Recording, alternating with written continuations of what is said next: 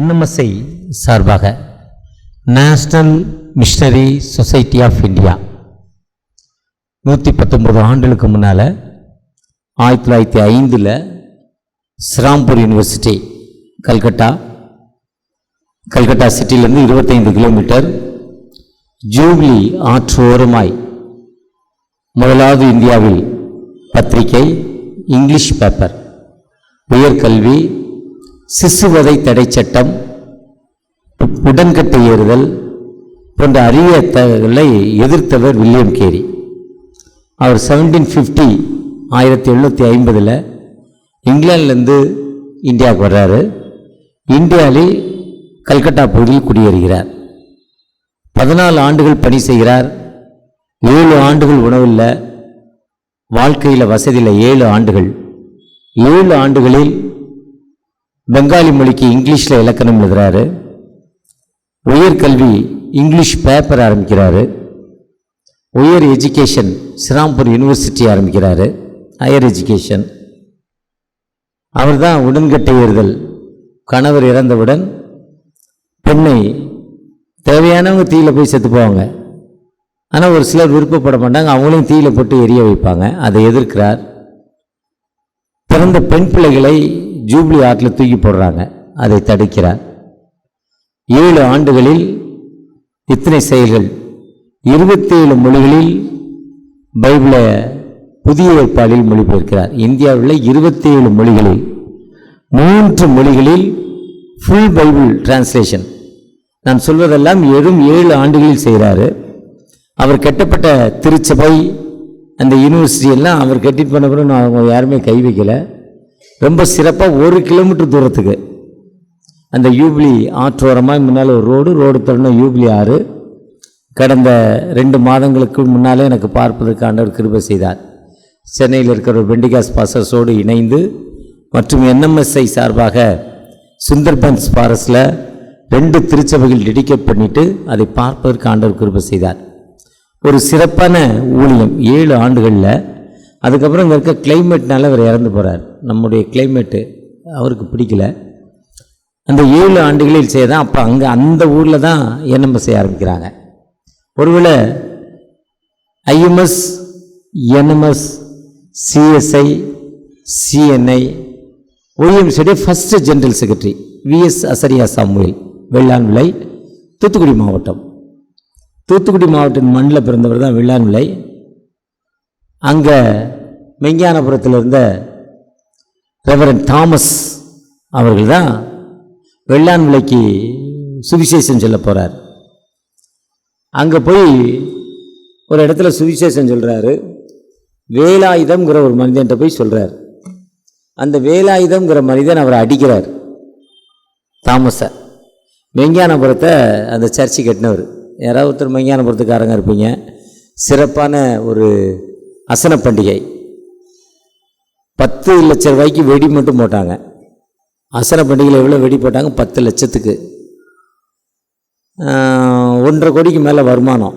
3 நாள், 10 நாள் ஃப்ரீ உணவு, 3 வேளை நல்ல உணவு 10 நாளைக்கு. 2000 கிலோ அரிசி பொங்கினாங்க அசன பண்டிகையில். 2000 கிலோ ரைஸ், சாம்பார்.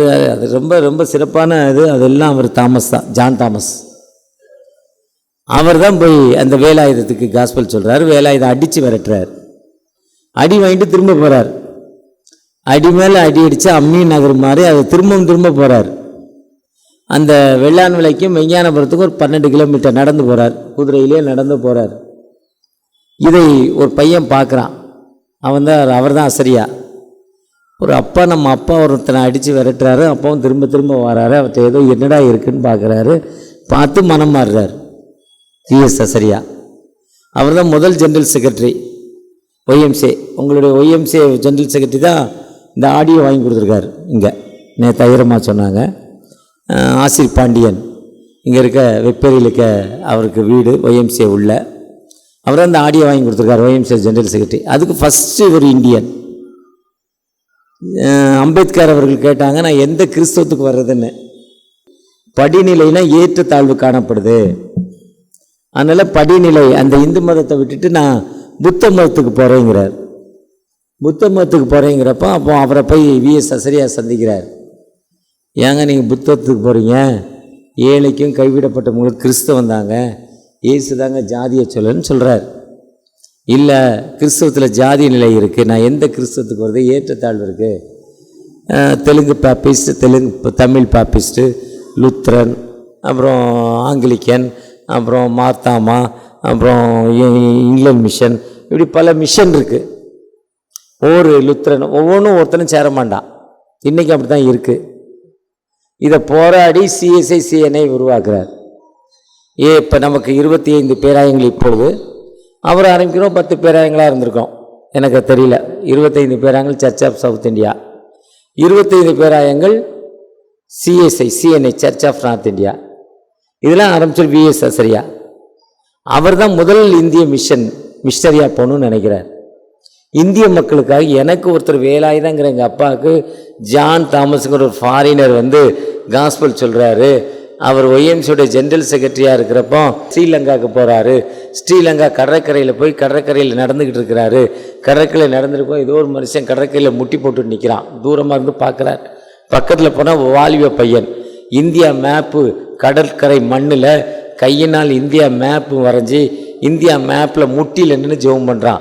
இந்திய தேசம் சந்திக்கப்பட வேண்டும். இதை விஎஸ் அசரியா பார்த்துட்டு, இந்திய மண்ணுக்காக ஏதோ ஒரு வெளிநாட்டுக்காரன் ஜபிக்கிறானே, அப்போ ஏன் மக்களுக்காரன் ஜபிக்கக்கூடாதுன்னு நினைக்கிறார். அதுவரையும் மிஷனரிகள் நம்மளை எப்படி வச்சுருக்காங்கன்னா, மிஷன் சொல்கிறாங்க, தலைமைத்துவத்தையும் நம்மகிட்ட கொடுக்கல, பொறுப்புகளே நம்மளை கொடுக்கல, நம்மளை ஒரு அடிமையாகவே மிஷனரி வச்சுருக்காங்க. ஃபாரின் மிஷனரி என்ன பண்ணியிருக்காங்கன்னா, நம்மளை ஒரு அடிமையாகவே வச்சுருக்காங்க, நமக்கு ஒரு பொறுப்பு அவங்க கொடுக்கல. அப்போ இந்திய மக்களுக்காக இந்திய மக்களை கொண்டு காஸ்பல் சொல்லணும்னு நினைக்கிறார். அப்படி சொல்லணும்னு நினைக்கிறப்ப தான் அவர் ஏன் நம்ம ஒரு மிஷன் ஆரம்பிக்கக்கூடாதுன்னு நினைக்கிறாரு. அவர் ஒரு முதல் சர்ச்சு கேட்டகிஸ்ட். அன்னைக்கு ஒரு குருவானவர் ஒரு சர்ச்சுக்கு வர 6 மாதங்கள் ஆகும் கம்யூனியன் கொடுக்க. வெள்ளைக்காரன் மட்டும்தான் ஐயர், நம்மளால் ஐயர் ஆகலை. அன்னைக்கு அங்கி போடலை, நம்ம கருப்பினத்துக்கு அங்கி கொடுக்கல, அவன் மதிக்கலை, அவன் தான் ஐயராக இருந்தான், அவன் தான் கம்யூனியன் கொடுத்தான். அப்போ கேட்டகிஸ்ட் தான் சர்ச்சில் திருமணம் நடத்துறது, அடக்காராய் நடத்துறது, பிறந்தநாள் வைபவம் எல்லாம் நடத்துறது கேட்டகிஸ்ட் தான். என்றைக்கே வர்ற குருவானவர் கையெழுத்து போடுவார். கேட்டகிஸ்ட் பொறுப்புங்கிறது ஒரு சாதாரண பொறுப்பில் இன்றைக்கி டம்மி போஸ்ட் ஆக்கிட்டாங்க கேட்டகிஸ்ட்டு. ஏன்னா நிறைய குருவானலுக்கு இது சம்பளம் ஆகிடுது, ஏதோ அரசு வேலை மாதிரி ஐயர் வேலை கிடச்சா ரெவன்யூ. ஒரு டீச்சருக்கு எவ்வளோ சம்பளமோ அதே மாதிரி ரெவன்யூ சாகிற வரையும் வந்துக்கிட்டு இருக்க ஒரு ஐயருக்கு. அவ்வளோதான் ஊழியன்னு இன்றைக்கி மாறிட்டு ஒரு 15-20 வருஷத்தில் ஊழியக்காரன்னு சொல்லலை. ஒரு காலத்தில் ஐயர் சொன்னால் நான் ஊழியக்காரன்னு சொல்லிட்டு வந்தாங்க. அப்புறம் சொன்னாங்க நான் ஊழியர் இன்சார்ஜ்னாங்க. இன்னைக்கு I am the in charge of the சர்ச்ங்கிறார். பிரஸ்பிரைட்டரை விட்டுட்டாங்க. ஆட்சி உரிமை கொண்டாடுறதுக்கு தான் இன்றைக்கி குருவானவர்கள் இன்றைக்கி ஒரு 10-15 வருஷமாக இதான் நடந்துக்கிட்டு இருக்கு. அப்படிப்பட்ட நிலைமையில் ஒரு காலத்தில் கேட்டகிஸ்டுக்கு பவர் ஜாஸ்தி. அந்த கேட்டகிஸ்ட்டு மிஷன் ஆரம்பிக்கணும்னு நினைக்கிறாரு. இப்போ 5 பேர் கொண்ட ஒரு குழு தூத்துக்குடியிலையும் திருநெல்வேலியும் இணைந்து 5 லே பீப்புள் இந்திய மிஷனரி சங்கத்தை ஆரம்பிக்கிறாங்க. அது 20 பேராக மாறுறாங்க. 20 பேராக அதில் 8 ஆயர்கள் இணைந்து கொள்கிறார்கள். லே பீப்புள் 20, பிரஸ்பிரைட்டர் 8 பேர், 28 பேர் சேர்ந்து ஆரம்பிக்கிறாங்க. 1903 1903 ஐஎம்எஸ் ஆரம்பிக்கிறாங்க, இந்திய மிஷனரி சொசைட்டி ஆஃப் இந்தியா. அதை ஆரம்பித்து முதல் மிஷனரியாக அவர் டோர்னக்கல் போகிறார். விஜயவாடாலேருந்து 6 மணி நேரம், கம்பத்திலிருந்து கம்மம்ங்கிற ஒரு ஊர் 20 கிலோமீட்டர் குட் கிராமம், அங்கே தான் போய் காஸ்பல் சொல்கிறாரு. அவருடைய ஃபஸ்ட்டு சால்வேஷன், ஃபஸ்ட்டு ரட்சிப்பு ஒரு முகமதிய இஸ்லாமிய பெண். அதனால தான் அந்த கொடுத்த டைரியில் அது அந்த டைரியை பார்த்தீங்கன்னா இஸ்லாமிய அந்த வழிபாட்டு தலம் மாதிரி இருக்கும். அந்த வழிபாட்டு தலம் மாதிரி மேலே முதல் அட்டையில் அந்த இஸ்லாமிய முதல் பெண் தான் ஞானஸ்தானம் ஐஎம்எஸில். அதுக்கப்புறம் பார்க்குறாரு, இதை வந்து தூத்துக்குடி திருநெல்வேலி மக்களுக்கு கொடுத்துறாரு ஐஎம்எஸை. எல்லா சிஎஸ்ஐ சிஎன்ஐ லுத்ரன் மார்த்தமா எல்லா பேராயர்களும் 17 பேர் இணைந்து ஆனரி ப்ரமோஷன் மிஷனரியாக சாது சுந்தர் சிங்கும் இணைந்து அந்த ஸ்ரீராம்பூர் யூனிவர்சிட்டியில் ஆரம்பிக்கிறாங்க. 1905 ஆரம்பிக்கிறாங்க. இன்றைக்கி 119 ஆண்டுகளாக இருந்த அந்த என்எம்எஸ்ஐயில் 350 மிஷனரிகள் இருக்காங்க. 1903 ஆரம்பிக்கிட்ட ஐஎம்எஸில் 2000 மிஷனரிகள் இருக்காங்க. ஐஎம்எஸில் 38 விடுதிகள் இருக்குது. என்எம்எஸ்ஐயில் 12 விடுதியோ 15 விடுதியோ இருக்குது. ஐஎம்எஸ்ல 9 மெட்ரிகுலேஷன் ஸ்கூல் இருக்குது. இதில் வந்து 3 மெட்ரிகுலேஷன் ஸ்கூல் இருக்குது. ஐஎம்எஸ்ல 10 நிறைய டெவலப் ஆகிட்டாது. ஏன்னா அது திருநெல்வேலி மக்கள், அவங்களுடைய பிளட்டு. நான் 6 வருஷம் அந்த நேஷ்னல் பிரசிடெண்டாக இருந்தேன், எல்லாத்துக்கும் சேர்ந்த ஒரு தலைமைத்துவம். அதனால் ஐஎம்எஸோடு இறங்கிய ஒரு 6 வருடங்கள் அதில் பணி செய்தேன். அதை தொடர்ந்து என்எம்எஸில் அந்த பதவி காலம் முடிஞ்சோன்னா என்எம்எஸில் ட்ரெஷருங்கிற ஒரு போஸ்ட், எனக்கு ஹானரி ட்ரெஷருங்கிற போஸ்ட் கிடச்சிது. ஒருவேளை இந்த மிஷன் என்பது இந்திய மக்களுக்காக, இந்திய மக்களை கொண்டு ஆரம்பிக்கிறது தான் மிஷன். அவன் என்ன சொல்லிட்டாரு, விஎஸ் சரியா வெள்ளைக்காரனை கூட வெளியே போடான்ட்டார். முதல் சுதந்திர தாகம் கொடுத்ததே அவர் தான். நாங்கள் சொல்லிட்டல காஸ்பல்லு, நாங்கள் பார்த்துக்கோ, நீ வெளியே போயிரு, நீ பணம் தராத. இப்போ இருக்கிற கவர்மெண்ட்டு மிஷனுக்கு கொடுக்க மாட்டுது.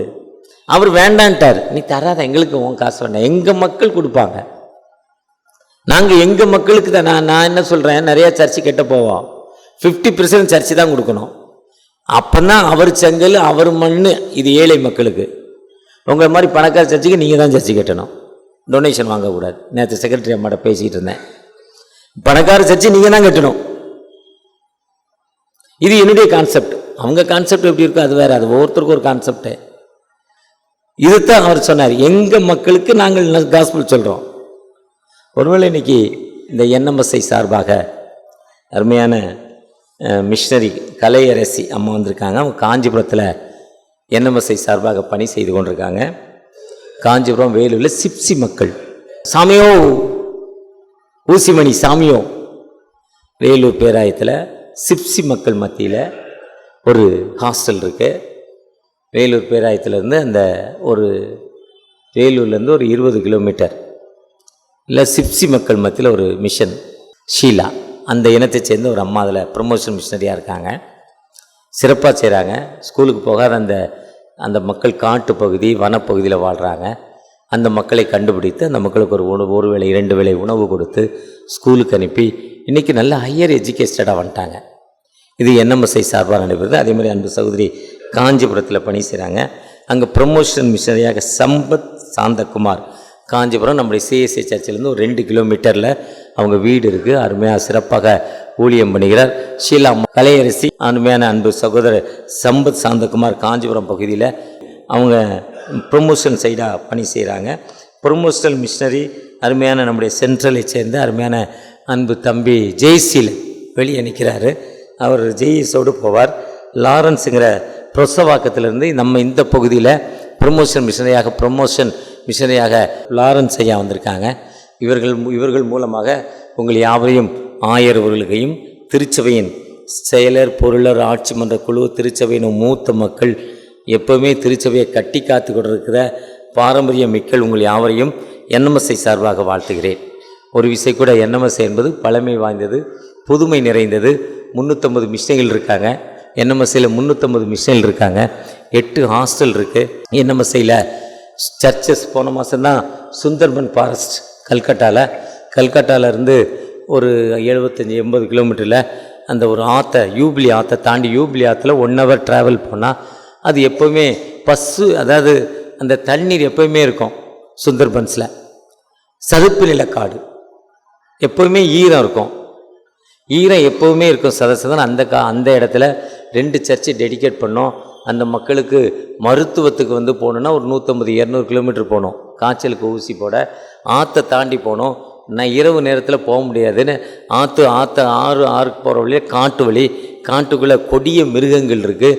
தண்ணிக்குள்ளே வரும். 6 மணிக்கு மேலே போட்டு அலௌடு கிடையாது. இன்றைக்கி அவங்க போட்டில் தான் போகணும். எந்தவித அடிப்படை வசதி இல்லாத நிலைமையில் அந்த மக்கள் வாழ்ந்து கொண்டிருக்காங்க.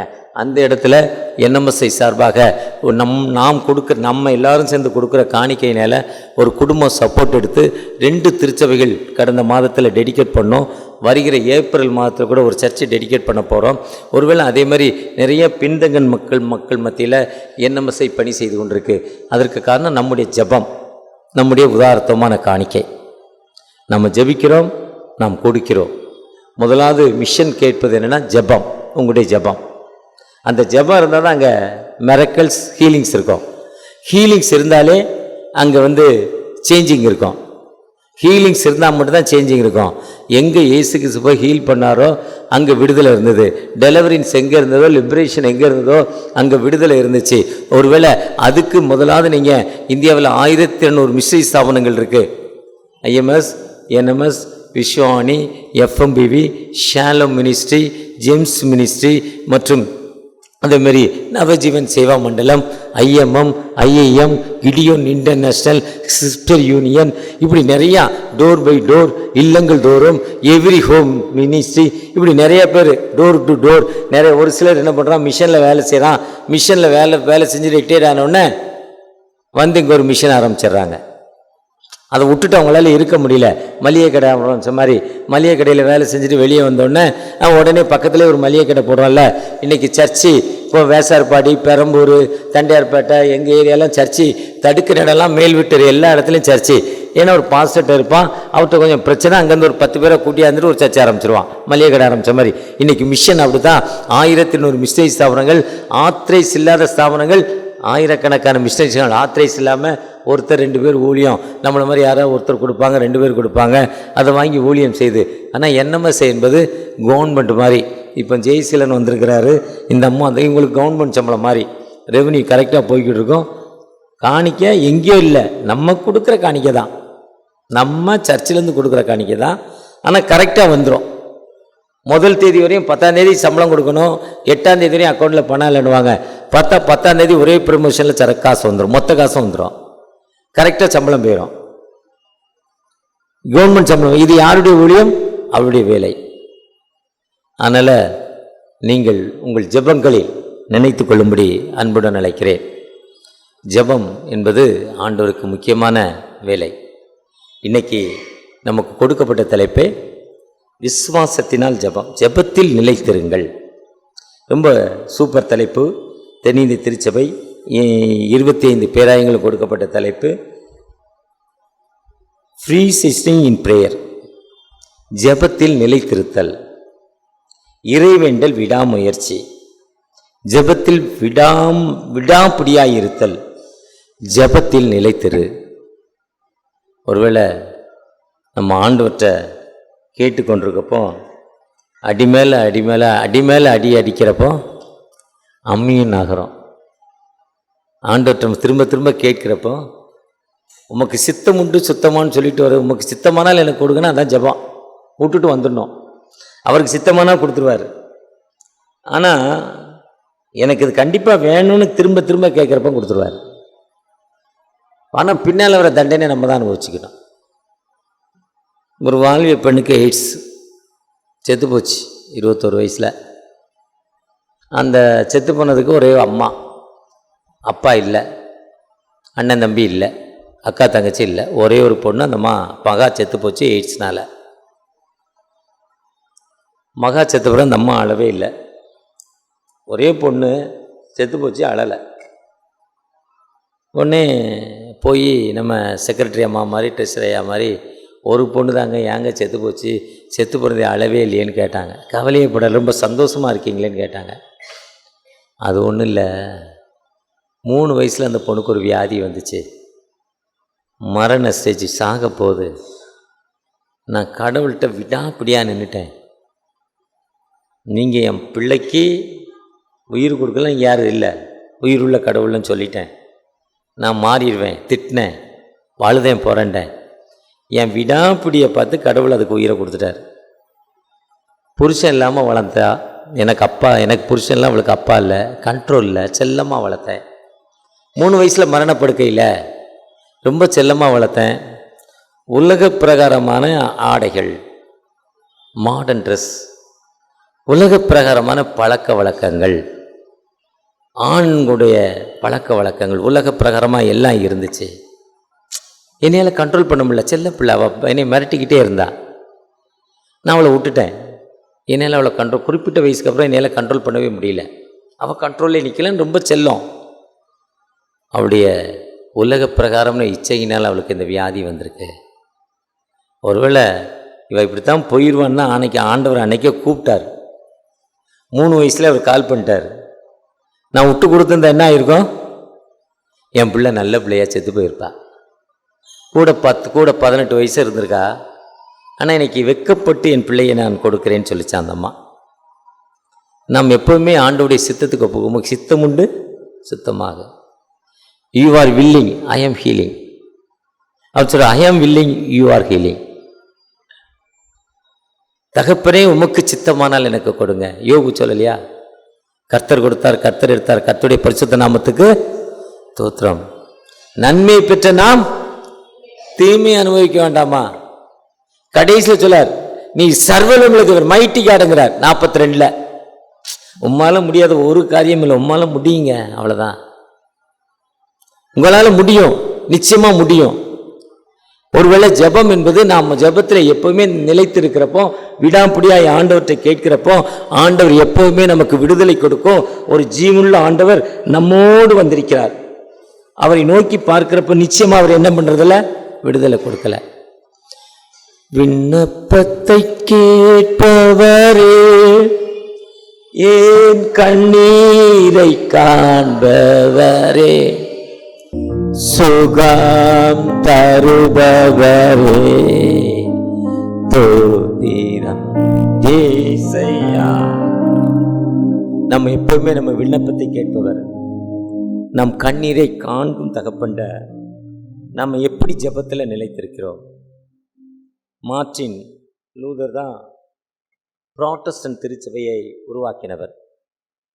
1531 அக்டோபர் 31 மார்ட்டின் லூதர் 19 புதிய காரியங்களை ரோம் நகரில் வாட்டிக்கன் சிட்டியில் அந்த பேதுருடைய கல்லறைக்கு மேலே இருக்கிற சர்ச்சையில் 19 புதிய காரியங்களே அந்த இதில் அடிக்கிறார்.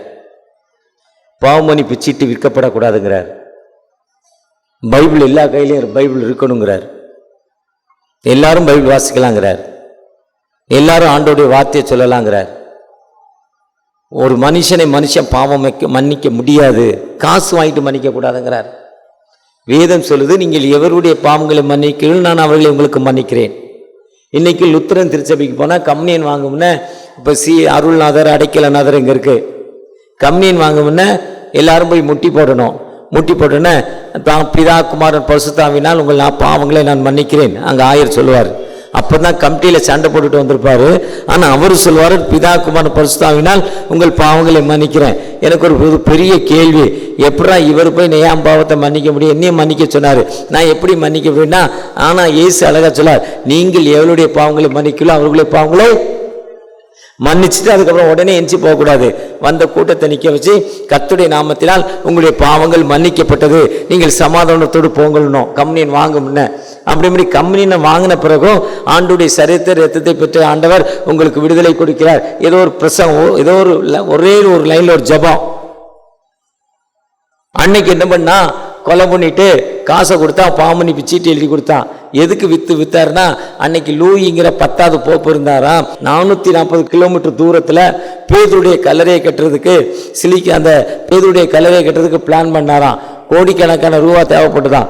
440 கிலோமீட்டர், 440 கிலோமீட்டரா இங்கிருந்து மதுரை தூரத்துக்கு பேதுரு கல்லறை. அதுக்காக காசு வேணும்னு அவருக்கு பாவமன்னி சீட்டை வித்தாராம். இது சரித்திரம், ஹிஸ்டரி சொல்லுது. அதை தான் அவர் போய் மார்ட்டின் லூதர் எதிர்த்தார். அந்த மார்ட்டின் லூதர் எதிர்த்தது அது மட்டும் இல்லை, வேதாகம் எல்லார் கையிலும் கொடுக்கப்பட வேண்டும். அன்னைக்கு வேதம் குறிப்பிட்ட குருவானவர்கள் மட்டும்தான் இருந்துச்சு. இன்னைக்கு ஒரு சில புத்தகங்கள் எல்லா இந்து மக்கள் மத்தியிலும் அவங்களுடைய பகவத்கீதை இருக்காது. எல்லா முஸ்லீம் மக்கள் மத்தியிலும் குர்ஆன் இருக்காது. சீக்கிய மதத்துடைய வேதம் எல்லார் கையிலும் இருக்காது. ஆனால் கிறிஸ்துவனுடைய அடையாளம் என்ன இருக்கணும்? கையில் பைபிள் இருக்கணும். பைபிள் இல்லாமல் சர்ச், இன்றைக்கி பாம்பேக்கு போனால் பைபிள் கொண்டு போக வேண்டாம்.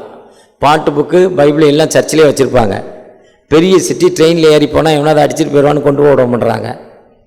ஆனால் நம்ம தமிழ் இனத்தை சேர்ந்த எல்லா மக்களும் என்ன வச்சுருப்பாங்க? கையில் பைபிள், தலைமாட்டில் பைபிள் வச்சு தூங்குவாங்க. தூங்குறப்போ பைபிள் வச்சுப்பாங்க. பைபிள் என்பது அவங்க அப்படியே நமக்கு சொல்லி கொடுத்துட்டாங்க. நீ நடக்கிறப்போ, உட்காந்துருக்கவும், படுக்கிறப்போ இன்னும் நம்ம உபாகம் 6ஆம் அதிகாரம் 7ஆம் வசனம் சொல்கிறார், நீ அந்த மக்கள் சொல்லி கொடுங்கிறார். இந்த பைபிளை கொடுக்கணுங்கிறார். இது பெரிய எதிர்ப்பு. இந்த பைபிளை முதலாவது மொழிபெயர்க்க ஏற்றது 1930 ஜான் விக்லி. அவர் லத்தீன், கிரேக், இங்கிலீஷில் ரொம்ப பெயர் பெற்றவர். எபிரேய மொழியிலையும் கிரேக்க மொழியிலையும் பைபிள் இருக்குது. எபிரேய மொழியில் இருக்குது. இதை நான் டிரான்ஸ்லேட் பண்ண போகிறேங்கிறாரு. இதை கேட்ட ஆர்சி ஃபாதர்ஸ் அவரை கொலை பண்ணிடுறான். யார் கொலை பண்ணா? ஃபாதருங்க. கொன்னுட்டான், ஷூட்டான். நீ எப்படா பைபிளை மொழிபெயர்ப்ப? எபிரேய மொழி படித்தவனுக்கு மட்டும் தான் தெரியும், எங்கிட்ட தான் தெரியும், உங்களுக்கு நமக்கு தெரியாது. நீ எப்படி மொழிபெயர்ப்ப? கொன்னுட்டான். அதுக்கப்புறம் 1440 அப்புறம் ஜான் ஹஸ் நான் பைபிளை மொழிபெயர்க்க போகிறேங்கிறார். அவர் அதே மாதிரி இங்கிலீஷில் ரொம்ப பெரிய ஆள். அமெரிக்கா யூனிவர்சிட்டியில், அந்த ஆக்ஸ்போர்ட் யூனிவர்சிட்டியில் படித்தவரா. அவரை உயிரோடு எரிச்சிடுறாங்க. அவரை எரிக்கிறப்ப அவருக்குள்ள ஒரு ஸ்பிரிட் வருதான், ஒரு நெருப்பு வருதான். காட்டில் எழுதியிருப்பாங்க, ஒரு குச்சி காட்டை அழிச்சிடும். வெளிப்படுத்தல் 22ஆம் அதிகாரம் 19ஆம் வசனம் இவ்வாறு சொல்லுது, இதில் உள்ள ஒரு எழுத்து கூட என்ன பண்ணக்கூடாது, மாறக்கூடாது. அதனால நம்ம என்ன பண்ணோம், டிரான்ஸ்லேஷனை ஏற்றுக்க மாட்டோம். ஆனால் நான் வச்சிருக்க பவர் 14வது எடிஷன், அப்புறம் மோனகன் லுத்ரன் 15வது எடிஷன், திருவிலியம் 16வது எடிஷன். Latest technology. சத்தியத்தை சத்தியம் விடுதலையாக்கம் நம்ம வச்சிருக்கிறது யோவான் 16:32. திருவிலியத்தில் உண்மையும் உண்மையும் விடுதலையாக்கம். இது நிறைய சமஸ்கிருத வேர்டு இருக்கு நம்ம வச்சிருக்க பைபிள்ல. திருவிலியத்தில் கூடுமானது சமஸ்கிருத வேர்டு எடுத்து தமிழை வச்சிருக்காங்க. அந்த சட்டத்திட்டங்கள் கருத்து ஒரே கருத்து, கடவுள் ஒருவர், அன்பு, அது மாற்றப்படவில்லை. அதே கருத்து தான். இதை எதிர்த்துதான் மார்ட்டின் லூதர் அந்த பைபிளை மொழிபெயர்த்தார். அதை பேஸ் பண்ணி தான் வில்லியம் கேரி 1750 மொழிபெயர்க்கிறார். இந்த மார்ட்டின் லூத்தருக்கும் நீங்க சொல்ற இன்னைக்கு தலைப்புக்கு என்னன்னா, எப்படி ஒரு டெவலப் பண்ணாரு. ஒரு நாள் சாப்பிட்டு இருந்தாராம், நல்ல திக்கு உணவு சாப்பிட்டு இருந்தாராம். சாப்பிட்டு இருக்கப்போ அவர் பக்கத்துல வளர்க்கிற பெல்ட் அனிமல் டாக் இருந்துச்சு. அந்த டாக் அவரே பார்த்துக்கிட்டு இருந்துதான். ஆனா அவர் பக்கத்துல அது போய் அவர் சாப்பிட அந்த கறியை எடுக்கல, மாம்சத்தை எடுக்கல. நாக்கு வடிஞ்சது, நாக்கு தொங்கிச்சு, நாக்குல இருந்து தண்ணி வடிஞ்சது. ஆனா அதை போய் எடுக்கல, பார்த்துக்கிட்டே இருந்துதான். அவர் சாப்பிட்ட பிறகு அந்த எலும்பு அவர் சாப்பிட முடியாதெல்லாம் போட்டாராம், நல்லா சாப்பிட்டுச்சான். ஆனா அவர் வரை பார்க்கிற வரையும், அவர் கொடுக்கிற வரையும் பார்த்துக்கிட்டே இருந்ததான். இதை பார்த்தோட அவருக்கு ஐடியா வந்துச்சான், நான் வளர்க்கிற பெட் டாக் என்னையே பார்த்துக்கிட்டு இருக்கு, அதே மாதிரி ஆண்டவர் கையில நான் செல்ல பிள்ளை, நான் அவரை பார்த்துக்கிட்டே இருந்தா அவர் என்ன பண்ணுவார், எனக்கு நிச்சயமா தருவாங்க ஒரு சிந்தனை வந்துச்சான். அப்பதான் இந்த கிறிஸ்தவம் ஒரு புரட்சி ஏற்பட வேண்டும் என்று நினைச்சாரா. ஆண்டவரோடு உனக்கு பலன் கொடுத்து, சத்துவத்தை கொடுத்து, அந்த give the strength, அவர் ஆண்டவர் நமக்கு ஒரு ஸ்ட்ரென்த் கொடுப்பாரு. அந்த ஜெபத்தில் அவருக்கு என்ன வந்துச்சா, அந்த தைரியத்துல மொழிபெயர்க்க போனாராம். பல ஆண்டுகள் இங்கிலாந்துல அன்றோ கொண்டு இருந்தார், வெளியே வரல, கொன்றுவாங்க. இங்கிலாந்துடைய கவர்மெண்ட் ஃபுல் சப்போர்ட், இருந்தாலும் வெளியே வரல. ஃபயர் பண்ண 2 பேரும் உயிரோட கொண்டுட்டான்.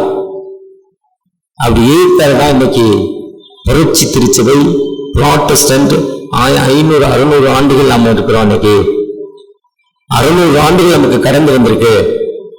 இது புராட்டஸ்டன்ட் திருச்சபை ஒரு ஜெபம். ஒருவேளை நீங்கள் ஆண்டவத்தை எப்படிப்பட்ட ஜெபத்துல இருக்கிறோம், ஆண்டவரை நோக்கி பார்க்கிறோம், எப்படிப்பட்ட ஜெபத்துல இருக்கிறோம். வாசிக்க கேட்ட 2 ராஜாக்கள், அந்த எசேக்கியாவுடைய ஜெபம். ஏசாயா தீர்க்கன் போய் சொல்றார், நீ செத்து போவாங்கிறார். 2 ராஜாக்கள் 20ஆம் அதிகாரம் 1-11 செத்து போவாங்கிறார். ஏசாயா தீர்க்கன் சொல்லிட்டு வெளியே போல, ஏன்பா நான் சாகணும், எதுக்கு நான் சாகணும் கேட்கிறார். இல்ல எனக்கு பிடிக்கல சாக, நான் ஒன்னும் தப்பு பண்ணலையே, நான் ஏன் சாகணும் அழுதாரா. அந்த ஏசாயா தீர்க்கன் இங்க சொல்லிட்டு இந்த கெயிட்டை தாண்டோம்னா, இல்ல சாக மாட்டேன் போய் சொல்றாங்கிறார்.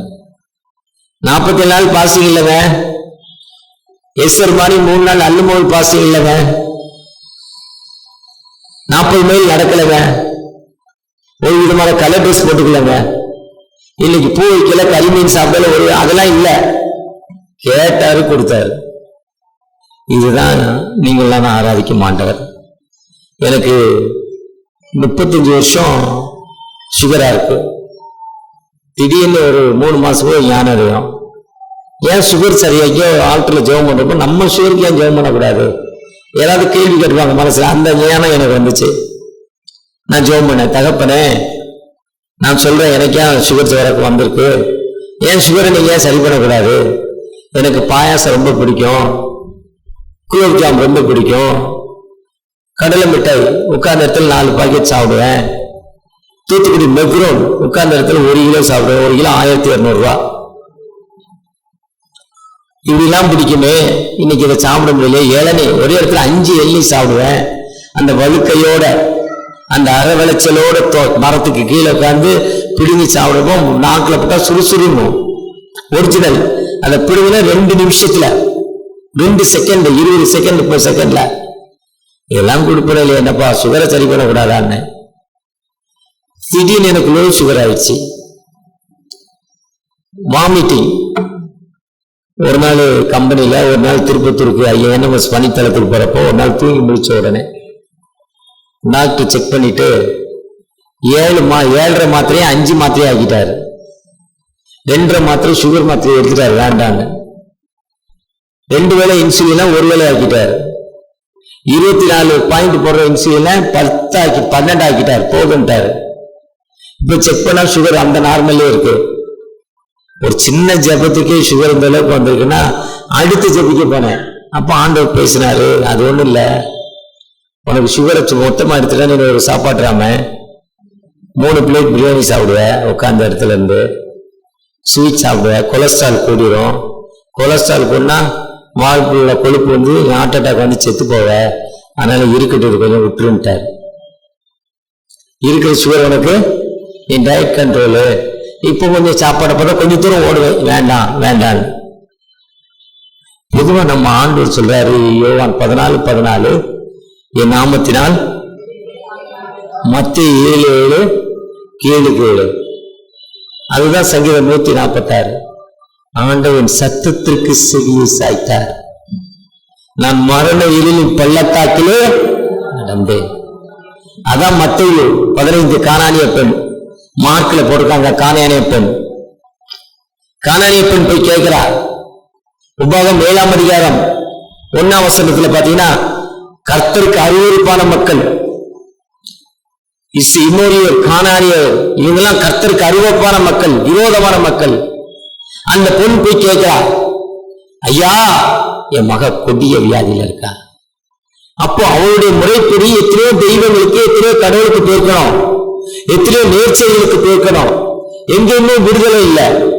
அந்த விடுதலை என்பது, கடைசி விடுதலை என்பது வானத்தை மூழ்கடித்த சர்வ தேவன். ஆவிகள் அநேகம் உண்டு, கர்த்தருடைய ஆவி எங்கேயோ அங்கேதான் விடுதலை. எங்கெங்கயோ மூவ் பண்ணிட்டார். இங்க ஒருத்தர் இருக்காரு பிரசவத்துல, எந்த இடம் எனக்கு தெரியல, வேசார்படி போனீங்கன்னா அந்த பேசன் பீச் தானோட பீச் ஏறி இறங்குறப்ப லெப்ட்ல வந்தீங்கன்னா ரைட் ஹேண்ட் சைட்ல முனையில ஒருத்தர் இருக்கார். சாயங்காலம் போனா ஒரு 100 பேர் இருப்பான். தாயத்து கட்டி விடுறவர், மந்திரம் பண்ணி கட்டி விடுறவர், ஒரு அழுக்கு ஷெட்டு, 100 பேர் வெளியே நிற்பான். இங்க ஒருத்தர் இருக்காரு, ராத்திரி 12 மணிக்கு போனா, அமாவாசை பண்ணைக்கு போனா சேவல் 2 பாட்டில் ஒயின் எல்லாம் கொண்டு போனா அவர் ஏதோ பண்றாரு. ஒரு நாள் அதுக்கும் போல, அந்த மாதிரி இந்த பிரசவத்துல சொன்னார். ஒருத்தர் சொன்னார், வேசார்படியில சாட்சி சொன்னார், கன்னிகாபுரத்து உள்ள சொன்னார், இன்டாரி ஏரியால உனக்கு எங்கேயும் போகாது, எங்கிட்ட எல்லாம் வேலையாகாது, எங்கேயாவது பக்கத்துல சர்ச்சை இருந்தா போய் ஜோம்பு சரியா இருந்தாராம். பிராக்டிகலா ஒரு மந்திரவாதி சொல்றாரு, அநேக ஆவிகள் உண்டு, ஆனா கர்த்தருடைய ஆவி என்பதோ அங்கு விடுதலை. கர்த்தருடைய ஆவி என்பதுதான் அவன் வானத்தை பூமி படைத்த ஆண்டவர். அதுதான் அந்த பெண் எங்கெங்கே சுத்தி பார்க்குது. எங்க சுத்தி பார்த்தாலும் அந்த பெண்ணுக்கு என்ன கிடைக்கல? விடுதலை கிடைக்கல. அதான் சன் ஆஃப் டேவிட், தாவீதின் குமாரனே ப்ளீஸ் ஹெல்ப் மீ, எனக்கு இறங்குங்க. இல்லம்மா, என் மக்களுக்கே கொடுக்க முடியல, இதுவே கோட்டால கொடுத்துருக்கேன், ரேஷன் முறையில கொடுத்துட்டு இருக்கேன், உன் பிள்ளைக்கு நில சோகம் கொடுக்க முடியாது. இல்ல இல்ல, கொஞ்சம் அந்த பிரியாணி மிச்சமாயி ஃப்ரிட்ஜில் கொண்டு வைக்கிறீங்கல்ல, காலையில கெட்டு போகுதுல்ல, என்னைக்கு ஃப்ரிட்ஜ் வந்ததோ அன்னைக்கு கெட்டு போற பொருள் ஆயிட்டு, தர்மம் கெட்டு போச்சு.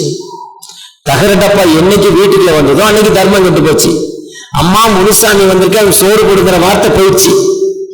இப்ப அவனே சோறு வாங்குறது துட்டு கொடுக்குறான், 10 ரூபாய்க்கு கம்மி வாங்குறது இல்ல. சோறு வேண்டாம், நீ பழைய சோறு ஃப்ரிட்ஜில் வச்சு கெட்டு போனதை கொடுக்குற வேண்டாங்கிறான். அந்த அம்மா அதான் சொல்லுது, மீதி கொஞ்சம் வேண்டாம் கீழே விடுதல, அதை கொடுங்க போதும். அவர் சொல்றாரு, இந்த விசுவாசத்தை பாத்தியா, இந்த பெய்த்தை பாத்தியா, இவன்ட்டெல்லாம் இருக்கா? உயிரோடு எழுப்பினேன், குஷ்டோய்க்கு விடுதலை கொடுத்தேன், இல்ல உன்கிட்ட ஃபெய்த் இல்ல. ஆனா இவன் விசுவாசத்தோடு இன்னொரு பெண் ஜெபிக்கிறா பாத்தியா சொல்லிட்டு உமன் ஒரு ஃபெய்த் ஹீலிங்கிறார். பெண்ணே விசுவாசம் உன்னை ரட்சித்தது. மார்க் 5 டாக்டர் ஒரு ஃபெய்த் ஹீலிங் உண்டாரு. இல்ல பெண்ணு மகளே இவங்க சொல்லல, பெண்ணே உமன் ஒரு ஃபெய்த் ஹீலிங். ஒருவேளை நம்ம ஆண்டவற்றை எப்படிப்பட்ட நிலையில வந்திருக்கிறோம்?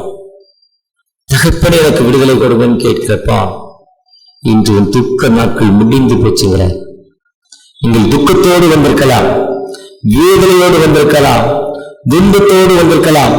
சங்கீதம் 107 சொல்றார், ஆபத்தில் அவர் நோக்கி கூப்பிடுவார்கள், நான் அவர்களை தப்புவித்து அவளுக்கு விடுதலை கொடுப்பேன். அதுதான் 1 தேசம் சொல்றார், கண்டி இடைவிடாமல் ஜெபம் பண்ணுங்கள், கண்டினியூ டு தி பிரேயர். ரோமர் 12:12 நம்பிக்கையிலே உறுதியாயிருங்கள்.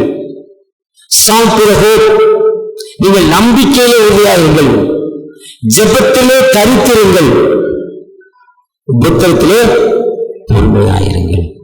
உபத்திரம் டென்ஷன் ஆகாத, புருஷன் திட்டுறாரு டென்ஷன் ஆகாத, மனைவி திட்டுறாங்க டென்ஷன் ஆகாத, வாங்கினவன் கொடுக்கல டென்ஷன் ஆகாத, வட்டி கொடுக்கல டென்ஷன் ஆகாத, வட்டி கொடுக்க முடியல டென்ஷன் ஆகாத, சற்று ப்ளீஸ் வெயிட், காத்துரு, கத்திருக்கா காத்துரு.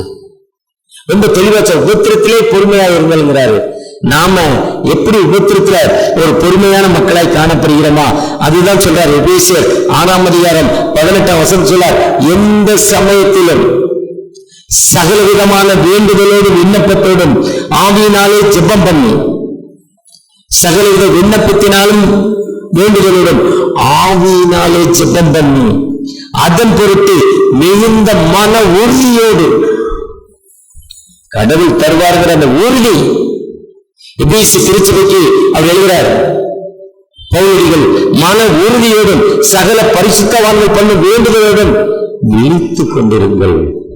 விழிப்பாருங்க, தூங்காருங்க, தருவாரு. எப்ப தர்ற இடத்துல டக்குன்னு பிடிச்சிருங்க. அழகா சொல்றாங்க பவுலடிகள். அந்த அடிப்படையில தான் எசேக்கியா ராஜா ஜெபம் பண்ணார், விழித்து கொண்டிருந்தார். தாவீது தன் மக்களுக்கு கஷ்டம் வர்றப்போ அந்த தேவீது முன்னால போய் நின்ட்டார். 2 சாமுவேல் 16 நான் தவறு செஞ்சேன்பா, என் மக்களுக்கு விடுதலை கொடுங்க. நான் தவறு செய்தேன், என் லைஃபை அழிச்சிடுறீங்களே, வேண்டாம் மன்னிங்க. ஏன் 2 சாமுவேல் 12 நாத்தான் போய் சொல்றப்போம், என்னை மன்னிச்சிருங்க. அதுதான் 2 சாமுவேல் 20 எசேக்கியாட்ட சொல்றாரு, என்னை மன்னிச்சிருங்க. 2 ராஜாக்கள் இல்ல, அது 2 சாமுவேல் 12 அந்த நாத்தான் போய் சொல்றப்ப என்னை மன்னித்துக் கொள்ளுங்கள். நமக்கு விடுதலை என்பது ஒரு குறிப்பிட்ட நாள் கழிச்சு வர்றதில்லை, இவ்வளவு காத்திருந்து வரவில்லை. இது ஒரு மனமாற்றத்தின் காலம், இது ஒரு வசந்த காலம், ஒரு இலைதளிர் காலம், ஒரு மறு உருவாக்கத்தின் காலம், நம்மை புதுமைப்படுத்துகிற ஒரு காலங்கள். இந்த லெண்டல் கொடுக்கப்பட்ட ரீசனை நம்மை புதுமைப்படுத்திக்கிற ஒரு காலங்கள். இந்த புதுமைப்படுத்திக் கொள்ற காலங்கள்ல தகப்பனே என்னை ஆசைப்படுங்க, உங்களுடைய கிருபை எனக்கு தாங்க தகப்பனே. நம்ம கேட்கிறப்போ சத்தீஸ்கர் மாநிலத்துல சுக்மாங்கிற ஒரு பணித்தளம், மிஷன் ஃபீல்டு, ஜபஸ் ஊழியர் 99 கிலோ 110 கிலோ இடம் இருப்பார். அங்க மெட்ரிகுலேஷன் ஸ்கூல், அந்த ஸ்கூலோட பிரின்சிபல் அவர் நல்ல டேலண்டட் பர்சன், நல்ல இங்கிலீஷ் நாலேஜ், என்னை மாதிரி டபுள் வெயிட்னு வச்சுக்கோங்களேன். நல்லா ரிசீவ் பண்ணுவார், நல்ல மதிச்சு வச்சிருப்பார், நல்லா கவனிப்பார். அவர் அந்த முதலாவது அது சத்தீஸ்கர் பெரிய முன்ன ஒரிசால இருந்துச்சு. முதலாவது இந்தியாவில் மதம் மாற்ற தடை சட்டம் வந்த ஊர் 1974. ஒரு ஜென்ஸ் ஹாஸ்டல் இருக்கு, லேடிஸ் ஹாஸ்டல் இருக்கு, பெதஸ்தா குளம், பெதஸ்தா திருச்சியில் உள்ள சர்ச் இருக்கு. 9 ஏக்கர்ல அந்த மிஷன் ஃபீல்டு, 2 ஹாஸ்டல், ஒரு ஸ்கூல், ஒரு சர்ச், ஒரு computer centre, tailoring centre, passage. இப்போ அதுக்கப்புறம் பெரிய சர்ச்சை கட்டணும். சென்னைக்காரங்க தான் வாங்கி கொடுத்தாங்க அந்த மிஷனுக்கு. அதுல ஒரு ஞானஸ்தானத்துக்கு போயிருந்தேன். ஞானஸ்தானத்துக்கு போயிருக்கப்போ அந்த ஞானஸ்தானம் வந்து ஒரு 98 பிள்ளைகள், ஆண் பிள்ளைகள் யூஸ் பண்ற அந்த டாய்லெட்ல தான் ஞானஸ்தானம். அந்த டாய்லெட்டு தொட்டி எப்படி இருக்கும் பாருங்க, நம்ம மிஷன் எப்படி இருக்கும் பாருங்களேன். இவ்வளவு பெரிய காம்பவுண்டு, புல் இருக்கா, சுத்தமா இருக்கா, பண்ண முடியல. இதேதான் எல்லா ஊர்லயும், எல்லாம் இப்படிதான் இருக்கும். இதுதான் நம்ம நிலைமை. வாங்கிடுவோம், ஆனா என்ன பண்ண முடியாது, மெயின்டைன் பண்ண முடியாது. நம்ம போய் பண்றது இல்லை. நான் செக்ரட்டரி, ட்ரெஷரர், நான் ஐயரு, நான் வேலை செய்யறது இல்லை. நான் சபை மூப்பர்னா அவன் வேலை செய்யறது இல்லை. யாரு தான் வேலை செய்யறது? இதுதான் நிலைமை. அந்த பப்ளிக் டாய்லெட்ல ஞானஸ்தானம் கிட்டத்தட்ட 75 பேருக்கு ஞானஸ்தானம். நான் ஒரு 70வது பேருக்கு ஞானஸ்தானம் கொடுக்க போய் சேர்ந்தேன். தண்ணியோட கலர் மாறிட்டு மஞ்சள் கலர் ஆகிட்டு அத்தனை பேர் மூங்கி அனுப்பிச்சிருப்போம். ஒரு சிலருக்கு தண்ணிக்குள்ள போயிட்டு மூக்குக்குள்ள இருந்து போறப்போ டஸ்ட் எல்லாம் வெளியே வரும். கடைசி பிள்ளைக்கு 7 வயசு பிள்ளைக்கு ஞானஸ்தானம். அந்த தண்ணிக்குள்ள போயிட்டு வந்தா அவனுக்கு தொத்து வந்துடும், அவ்வளவு மோசமாயிடும் தண்ணி. அப்ப அங்க இருக்க அந்த மிஷனரியை திட்டினேன். அப்ப அந்த ஜெபஸ்ங்கிற மிஷன் சொன்னாரு, ஐயா நீங்க சொல்லுது நியாயம்தான்.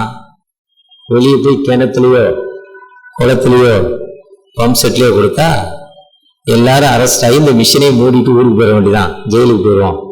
நீ ஞானஸ்தானம் கொடுக்க முடியாது இந்த ஊர்ல. மத மாற்ற தடை சட்டம் இன்னைக்கு இருக்கிற ஊர். இதுக்கு இடையில இந்த 75 பேர் எப்படி ஞானஸ்தானத்துக்கு வந்தானா? 75 பேர் அன்னைக்கு. இந்த பையனை, இந்த 7 வயசு பையன் இருக்கான்ல, இவன் மரணப்படுக்கை, சாக போறான். சாக போறப்ப அங்க இருக்க மருத்துவர்கள் எல்லாரும் கைவிட்டுட்டாங்க. இங்க பெதஸ்தா மண்டபம்னு உள்ள இருக்கு, சர்ச் மாதிரி இருக்கும். சர்ச்சு தனி, பெதஸ்தா மண்டபம். இந்த ஊரை சுத்தி இருக்கிறவங்களுக்கு கடைசி ஸ்டேஜ்ல அதுக்குள்ள கொண்டாந்து உள்ள போட்டுருவாங்க. அங்க வேற ட்ரீட்மெண்ட்லாம் ஒண்ணும் கிடையாது, உள்ள இருப்பான் அவ்வளவுதான். பெற்றோர்களும் அண்ணன் தம்பி வெளியே உட்காந்து மரத்தடியில் உட்காந்து சோறு பொங்கி சாப்பிட்டு அவனுக்கும் சோறு கொடுப்பான். 10 பேர் வந்தா 8 பேருக்கு ஹீலிங் கிடைச்சிடும். நிச்சயமா 8 பேர் உயிரோடு எழுந்து நடந்து போவான். ஒன்லி ஜபம். அந்த மண்டபம் நோக்கமே விடுதலை தான், ஹீலிங் தான், ஜபம் தான். வெளியே ஒரு மிஷனரி இருக்கார், 10th படிச்சவரு. அவருக்கு வேலை அந்த மண்டபத்தில் உட்கார்ந்து ஜெபம் பண்ணிட்டு இருக்கணும் வெளியே. அவருக்கு வேலை அதுக்குத்தான் சம்பளம், மிஷன் கொடுக்கு. அப்படி இந்த குழந்தைக்கு உடம்பு சொல்ல குழந்தை உள்ள போட்டுட்டாங்க. உள்ள போட்ட பிறகு ஜெபம் பண்ணாங்க. ஜெபம் பண்ண வேலை இந்த குழந்தைக்கு விடுதலை கிடைச்சிருச்சு. அவன் சொன்னா, நானும் என் வீட்டாரும் என்றால் கத்தரை செய்விப்பதென்றால் நாங்க விதைக்காத அந்த 13, அந்த 24-13 ஜோசா 24-13 வாசித்தீங்கன்னா, முள்ளப்படாத நாம் இது முழல, நாங்க விதைக்கல, களை எடுக்கல, ஆனா அதெல்லாம் எங்களுக்கு அறுவடை தந்தீங்க. உண்மையோடு உத்தமத்தோடு நாங்கள் சேவித்தோம். அவர் சொல்லுவார் ஜோசுவா, உண்மையோடு உத்தமத்தோடு நான் உங்களை சேவித்தேன், அதனால எனக்கு அந்த விடுதலை கிடைச்சுன்னு சொல்லி சொல்லுவார். அதே மாதிரி இந்த மனுஷன் உண்மையோடு உத்தமத்தோடு நேரத்தில் வந்திருக்கிறாரு. இந்த தண்ணி ஒண்ணும் பண்ணாத அங்கிள்ட்டார். அவனுக்கு விடுதலையே கிடைச்சிருக்காருன்னா, நீ ஞானஸ்தானம் இருக்க அழுக்கு தண்ணி என்ன பண்ணாரு? எனக்கு பாருங்க அங்கிள், அவர் சொல்றார், அங்கிள் தான் கூடுவார். என் ஒய்ஃபுக்கு கேன்சரு, பெண்களுக்கான வர அந்த மார்பக கேன்சர், 80 கிலோ இருந்த ஒய்ஃபு 35 கிலோ வந்துட்டாங்க. ஆனா இன்னைக்கு உயிரோடு இருந்து அதே ஃபீல்டில் உட்கார்ந்து பணி செய்யறாங்க, போற மிஷனில பாதுகாக்கிறாங்க. ஆண்டவர் ஜீவன் உள்ளவர், ஒரு காலம் அவங்களை என்ன பண்ண மாட்டாரு, கைவிட மாட்டார். சங்கீதம் 116 என்பது ஒரு சாதாரண சங்கீதம் அல்ல. அவர் ரட்சிப்பில் சந்தோஷத்தோடு களி கூறுவேன், என் விண்ணப்பத்தை கேட்டார், அந்த 3 ஸ்டெப்பா சங்கீதம், அந்த நான் முதல் பகுதியை ஒரு 3 ஸ்டெப்பா படிக்கிறேன். கேட்கும் ஆண்டவர், ஹீரிங் ஆண்டவர், நம்ம என்ன சொல்ற மாதிரி கவனிக்கும் ஆண்டவர். அடுத்து கெஞ்சணும். நான் முதல்ல சொன்னேன் கெஞ்சணும். 116 நம்ம கெஞ்சறப்ப அதுக்கு விடுதலை கொடுக்கும் ஆண்டவர். 116:3 கிருபையின் ஆண்டவர், கிரேஸ் லார்ட். ஒருவேளை இன்னைக்கு நான் நிற்பதும் நிர்மூலமாக அது கர்த்தருடைய சுத்த கிருபை, காலைதோறும் அவை புதியவைகள். உங்களுக்கு நிறைய பேருக்கு அப்படி ஆண்டவர் கொடுத்திருக்கிறார். ஆனா அந்த கிருபை கிடைத்த ஆண்டவற்றை நீங்கள் நானும் என்ன செய்யறோம்? நன்றி மறப்பது நன்றன்று என்ற வார்த்தையின்படி ஆண்டவர் சொல்ல, நீங்கள் பெறப்பட்டு போய் முதல்லாம் மரியாதை சொன்னாங்கல்ல, நீ போய் சொல்லு நான் உயிரோடு இருந்துட்டேன், நீ போய் சொல்லு. அந்த அம்மா 7 பிசாசு கிடைச்சு உள்ள போய் நின்றுச்சு, நீ போய் சொல்லு. அனுப்பப்படாவிட்டால் எப்படி ரட்சிக்கப்படுவான்? இதயத்தில் விசுவாசிக்கணும், வாயினால் அறிக்கையிடணும். ஆண்டவர் உயிரோடு இருக்கிறார். யூதனுக்கு இல்ல, கிரேக்கனுக்கு இல்ல, எல்லா மக்களுக்கும் காஸ்பல் சொல்லணும். ரோமர் 10ஆம் அதிகாரத்துல சொல்லியிருக்காங்க. அந்த காஸ்பல் தாங்க. ஒருவேளை இன்னைக்கு ஆண்டவர் உங்களிடம் மலைக்கிறார். நீங்கள் நானும் இந்த மிஷனுக்காக என்ன செய்ய போகிறோம்? இன்னைக்கு இந்த லோக்கல் மிஷன் வந்திருக்காங்க, பெர்மிஷன் கொடுத்திருக்காங்க. ஒரு ரிட்டர்னிங் ஆஃபரிங் உங்ககிட்ட வருவாங்க. ஒருவேளை நீங்க கொண்டு வராட்டாலும் லேட்டஸ்ட் டெக்னாலஜி போன் பி வேற வச்சிருக்காங்க. ஏதோ நீ குடிச்சிட்டு கையை காட்டுறல, 10 ரூபாய்க்கு கூட போன் பி. அதே மாதிரி இன்னைக்கு போன் பியும் வச்சிருக்காங்க. லேட்டஸ்ட் டெக்னாலஜி ஆயிடுச்சு. செக்ரட்டரி மட்டும் வண்டியில் கொடுத்து சொல்லிட்டு போறாரு. என்னைக்கு ஒரு மிஷனுக்காக நீங்க ஜெபம் பண்ணிட்டு ஒரு 10 ரூபா அதுல போடுவேன், இன்னைக்கு ஒரு 10 ரூபா போடுவேன். ஒரு வேளைக்கு ஒரு வேளை உணவு, ஒரு பிள்ளைக்கு 10 ரூபா கொடுத்தீங்கன்னா ஒரு பிள்ளைக்கு ஒரு வேளை உணவு. மாசத்துக்கு டெய்லி 50 ரூபாய் கொடுத்தீங்கன்னா, அதுல ஒரு 50 ரூபாய் போட்டீங்கன்னா ஒரு பிள்ளைய படிக்க வைக்கிறாங்க மிஷன். 4 ட்ரெஸ் கொடுக்குது, ஃபீஸ் கட்டுது. அந்த பிள்ளை யாருன்னா இன்னைக்கு திருப்பத்தூர், ஜமுனாமுத்தூர், ஜவ்வாது மலையில ஜமுனாமுத்தூர், திருவண்ணாமலை மாவட்டம். First rank, 10th first, 12th first, கோர்ஸ்ல போனா அவங்க தான் ஃபர்ஸ்ட். எல்லாம் லேடிஸ் ஹாஸ்டல். 125 பிள்ளைங்க இருக்காங்க. 50 ரூபா கொடுத்தீங்கன்னா ஒரு பிள்ளைக்கு அது லைஃப், வாழ்க்கையில உயர்ந்த இடத்துக்கு போயிடுறேன். அம்மா இல்லை, அப்பா இல்லை, கைவிடப்பட்ட நிலைமை. கிராமத்துல இருந்து ஸ்கூலுக்கு வர 35 கிலோமீட்டர், போக்குவரத்துக்கு வசதி இல்லை. ஹாஸ்டல்ல NMSI ஹாஸ்டல்ல இருக்கு, அதுல தங்குது. இதுக்கு தேவை ஒரு நாளைக்கு 50 ரூபாய், 3 வேளை உணவு, 2 வேளை ஸ்நாக்ஸ், 4-5 ட்ரெஸ் கொடுக்குறாங்க, ஸ்கூல் ஃபீஸ் கட்டுறாங்க. அந்த அளவுக்கு அந்த பிள்ளைகளை போய் பார்த்தீங்கன்னா அவ்வளோ ரிச்சா இருக்கு. லீவனை கூட ஹாஸ்டல் இருந்துப்போம், இல்லை நாங்கள் இங்கே இருக்கிறோம். தாய் இல்லை, தகப்பல்ல, குறை இல்லாம வாழ்ந்து கொண்டிருக்காங்க. நம்முடைய ஜெபம் ஃபர்ஸ்ட், ரெண்டாவது நம்முடைய கொடுப்பது. இப்படி கொடுக்குறப்போ ஆண்டவர் எனக்கு விடுதலை கொடுக்கும். ஆண்டவர், நான் இன்னைக்கு 64 வயது வரை இருக்கிறேன்னா என்னுடைய வியாதி நிமித்தம், என்னுடைய பிரச்சனை நிமித்தம், ஆண்டவருக்காக ஓடுவதால் தான். கர்த்தர் எனக்கு விடுதலை கொடுத்தாருங்க. அவர் இல்லைன்னா நான் இல்லைங்க. நேற்றுலாம் 300 கிலோமீட்டர் டிராவல் பண்ணி போயிட்டு வந்திருக்கேன். 4.5 மணி நேரம், 5 மணி நேரம். நேற்று 5 மினிஸ்ட்ரிக்கு போயிருக்கேன். என் பிசினஸ் மேட்டரை பார்த்திருக்கேன். இன்னைக்கு 4-5 மினிஸ்ட்ரிக்கு போறேன். இதெல்லாம் ஆண்டவருடைய கிருபை. ஆண்டவர் எனக்கு விடுதலை தந்திருக்கிறார். அந்த ஆண்டவர் நம்மோடு பிறந்திருக்கிறார். ஜெபத்தோடு தகப்பனே எங்களை ஆசீர்வதிப்பீங்க. ஒரு விஷயம் கூட உங்களுடைய கிருபை எங்களுக்கு தாங்க தகப்பனே, உங்களுடைய இரக்கத்தை எங்களுக்கு தாங்க தகப்பனே என்று அவரை நோக்கி பார்த்தாமா. ஜெபத்தில் உறுதியாய் தரித்திருங்கள், விழித்திருங்கள். ஜெபம் எங்க வாழ்க்கையில முன்னேற்றங்கிற வார்த்தையின்படி நீங்கள் ஜெபத்தில் எவைகளை கேட்டுக்கொள்வீர்கள் அவைகளை நான் உங்களுக்கு தருவேன் என்று சொன்னீங்கப்பா. இப்ப கேட்டுக்கொண்டிருக்காங்க. எனக்கு இந்த பகுதியில இருந்த வீடெல்லாம் போய் எனக்கு ஒரு வாடகை வீட்டுல இருக்கேன். வாடகை கூட கொடுக்க முடியாத ஒரு நிலைமைப்பா. கண்ணீரான வாழ்வு. தமிழகத்துடைய மெயின் சிட்டி சென்னை, மெயின் சிட்டியோட heart of the city Chennai. இந்த சென்னையுடைய heart of the city Purasawalkam. இந்த பிரசவாக்கம் பகுதியில் இருக்கிறப்ப இன்னைக்கு வாடகை கொடுக்க முடியாத நிலைமை. மனமிறங்கப்பா, இன்னும் ஆசீர்வதிங்க. ஜெபத்தில் கேட்கவில்லை தருவேன்னு சொல்லுங்க. என் குறைகளை, என் குற்றங்களை சொல்லித்தாங்கப்பா. அதுல இருந்து எனக்கு ஒரு விடுதலை தாங்க. அந்த மறைவிடத்தை எனக்கு தாங்க தகப்பனே. மாளிகையிலிருந்து கேட்கிறோம், விடுதலை கொடுங்கன்னு கேட்கிற அன்பு பிள்ளைகளுக்கு தகப்பனே, குடும்பத்துல ஒரு அமைதி இல்ல, சமாதானம் இல்ல, விட்டு கொடுக்கிற மனதில்ல. எங்க குடும்பத்துல ஒரு அமைதியை தாங்க. கணவன் மனைவி, என் பிள்ளைகள், என் மகன் மகள், என் மருமகள் மருமகன், எங்க குடும்பத்துக்குள்ள ஒரு அமைதியான சூழல் இல்ல, விட்டு கொடுக்கிற தன்மை இல்ல. இப்படிப்பட்ட வாழ்க்கை வாழ்ந்து கொண்டிருக்க எங்களுக்கு ஒரு விடுதலை கொடுங்கன்னு நாங்கள் உண்மை நோக்கி பார்க்கிறோம். உங்களுடைய கிருபைக்காக காத்திருக்கிறோம் தகப்பனே. ஐயா, எனக்கு படிக்க முடியல, நான் ஒரு IAS ஆயிருக்கணும், நான் ஒரு IPS ஆயிருக்கணும். ஆனா என்னுடைய குடும்ப சூழ்நிலை, என்னுடைய அப்பா அம்மாவுடைய சண்டை நிமித்தம் அமைதி குறைவு, என் சகோதரருடைய தொந்தரவு நிமித்தம், என்னுடைய அமைதி நிமித்தம், என் குடும்ப சூழ்நிலை நிமித்தம் அமைதி குறைவு. நான் இல்லை இன்னைக்கு ஒரு IAS IPS ஆயிருப்பேன், உயர்ந்த நிலைக்கு போயிருப்பேன், போக முடியாத நிலைமை, இன்னைக்கு வேலையே இல்லைன்னு கண்ணீரோடு ஒரு சகோதரி ஜெபிக்கிறாங்க. அந்த சகோதரிக்காக தகப்பனே மனமிறங்கப்பா. இது இந்த ஆராதனைக்கு போறேன், இந்த ஆராதனை முடித்து என் வாழ்க்கையை முடித்துக் கொள்ள போறேன்னு ஒரு அன்பு மகன் வந்திருக்காங்க. அந்த மகனுக்கு ஒரு விடுதலை கொடுங்கப்பா. உம்முடைய கிருபையை தாங்க, உம்முடைய இரக்கத்தை தாங்க, உம்முடைய வழியிடத்தை தாங்க.